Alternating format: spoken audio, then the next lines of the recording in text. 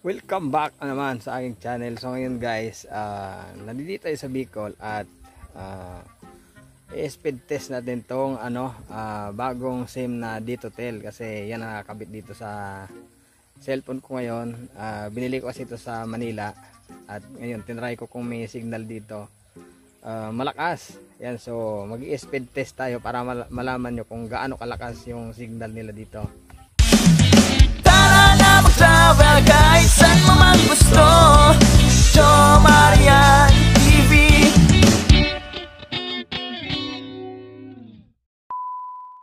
Yan, so para malaman nyo yung totoo na nasa Bicol ako, ayun, ayan sa likod ko si Mayon Volcano. At itatry natin dito yung bagong SIM na Ditotel. Ito yung kalaban ng Smart saka Globe. Yan, kasi yung Globe talagang medyo mahina dito sa lugar namin. May area na malakas pero ito speed test natin kung malakas ba talaga. So bali hindi naman pala ito kalaban talaga ng Smart saka Globe. Bagong telco lang ito, yung tinatawag nilang third telco. Kaya malakas siya dito compared sa Globe nga, dahil pag yung kahit nag-load ka ng nila, yung mga surf promo nila, pero pag pumasok ka sa loob ng bahay, kahit Facebook minsan di mo mabuksan. Pero ito ayan, speed test run natin para malaman natin kung gaano ba kalakas. Ayan, punta tayo dito kay Google. Ayan, tayo kay Google at kaya search pala natin is speed test run. Ayan, para malaman natin. Ayan, ito okay natin yung speed test run. O ayan, nagka-count na siya. Ayan, abot siya ng ayan, 16 Mbps run. Tapos download 15.5. ayan, tumataas pa. Ayun, 15 Mbps yung niya, tapos 18.4 yung Mbps download niya. Yan. Yan kung gaano kalakas dito. Yan. At i-try din natin ng yung manood tayo ng Facebook or YouTube.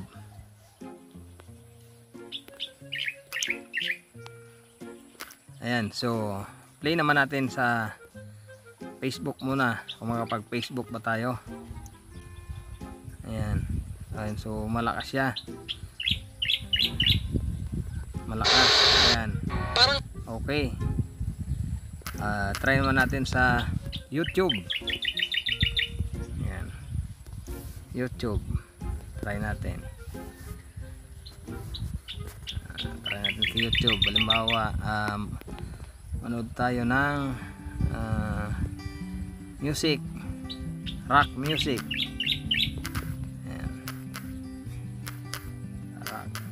Music. Ayan nakakapag YouTube tayo dito. Commercial. Commercial. Ayan.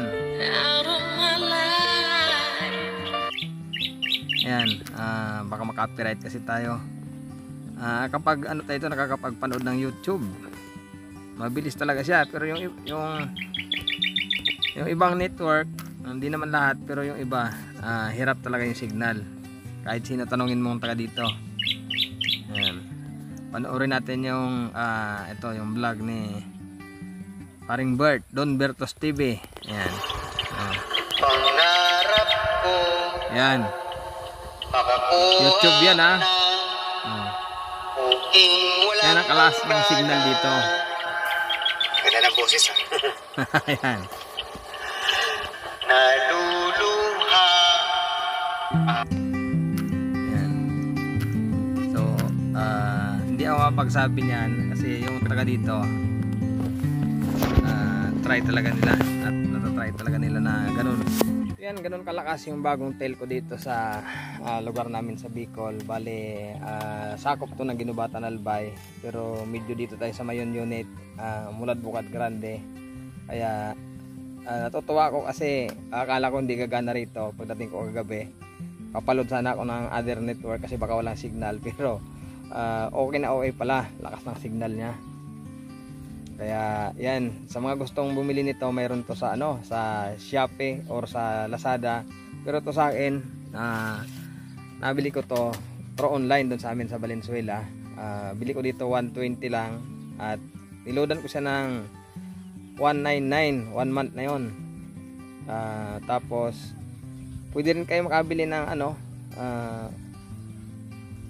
mayroon din binibenta na 299 yata, may load na ganon. Basta makikita nyo lang sa mga online sa Shopee or Lazada, mayroon din yan. Yung akin kasi 120 bili ko, tapos niloadan ko ng bali 199, tapos inunlock ko siya ng ng 30 days. At bago pa lang yung mga pag-unli, download nyo muna yung apps ni Detotel, at yun, susundan nyo lang yung proseso doon.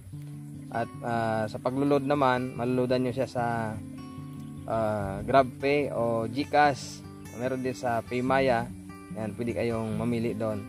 Pero sulit na rin kasi makalakas ang signal niya. Yan, so bali pag nag-load ka ng 199, mayroon ka ng 25 gigabyte high speed internet, at mayroon kang unlimited call dito to dito, unli text, at mayroon kang 300 minutes unli call to other network. Yan, for 199 lang yan. Kaya okay na rin, dahil yung iba nga nag-load ka, sasabihin nila naka-avail ka na ng promo, nakapag-register ka na, pero minsan pag pumasok ka sa loob ng bahay mo, walang signal, maghahanap ka pa ng signal dito, at lalo na kung may importante kang gustong tawagan, kausapin. Pero ito, natry ko kahit sa loob ng bahay namin, malakas. Kaya yan, para matry nyo din, pwede kayong bumili para matry nyo din. Hindi naman sa pinopromote natin to, kasi natry ko na malakas yung signal nya. Kaya sulit, hindi katulad nung ibang network, lalo kung yung mga gagamit ka ng Waze pag nagdadrive ka. Yan, magmula Manila, mayroon man kaunting nawawala siya sa bandang Quezon, pero pagdating ko ng Camsor, pasok ng Albay, talagang masasabi kong sulit yung signal niya. Yan, try nyo din. Yan, so try nyo din para malaman nyo totoo yung sinasabi ko. Bili kayo ng dito. Bili kayo niyan, tapos mag-register kayo ng apps na download mo na pala kayo ng apps ng dito. At yun, madali lang naman kasi may pipil upan ka doon, pangalan, saka bla bla bla. Susundan mo lang kung ano yung nandoon nila, at yun, i-register mo na siya. So sana matry nyo para solid yung load nyo, di katulad doon sa wala tayong nisiraan dito. Binibase lang natin sa naging experience, dahil siyempre kaya ka nga nag-load para magamit mo yung internet mo. Kaso nga lang, nagagamit mo nga lang, ang problema yung signal. Pero ito sa akin, may hinatspot pa ako na cellphone, dalawa dito sa akin, sa cellphone ko na to kagabi.